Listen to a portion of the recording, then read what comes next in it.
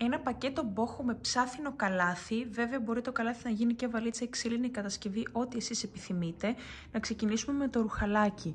Υπέροχο ρουχαλάκι ρομαντικό, αέρινο, με τούλι και ωραία τελειώματα στο κάτω μέρος και στο μπούστο, με μακραμέ λεπτομέρειες και λουλουδάκια με πέρλες. Να το δούμε και πίσω.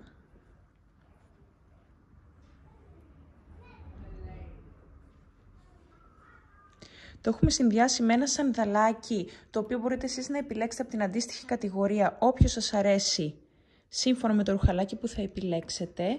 Πάμε εδώ στο καλάθι. Εδώ να σημειώσουμε ότι σε όλα μας τα καλάθια ο στολισμός βγαίνει. Εδώ έχουμε δύο τσιγκελάκια που κρεμιέται και μπορούμε να το βγάλουμε το στολισμό και για να κρατήσουμε το στολισμό, αλλά και για να χρησιμοποιήσουμε το καλαθάκι.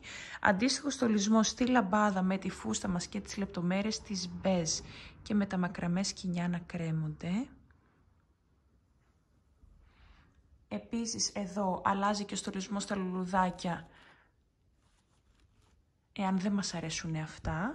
Πάμε στο λαδοσέτ με τα 3 κεράκια της κολυμπήθρας που γκεί με σαπουνάκι και γυάλινο μπουκαλάκι που θα μπει το λάδι και στα λαδόπανα, μικρή μεγάλη πετσέτα λαδοσέντονου και σορουχάκια. 100% βαμβάκι, όλα στολισμένα σύμφωνα με τη μεγάλη πετσέτα που βλέπετε εδώ με την τρεσούλα και το χειρεπί το λουλουδάκι.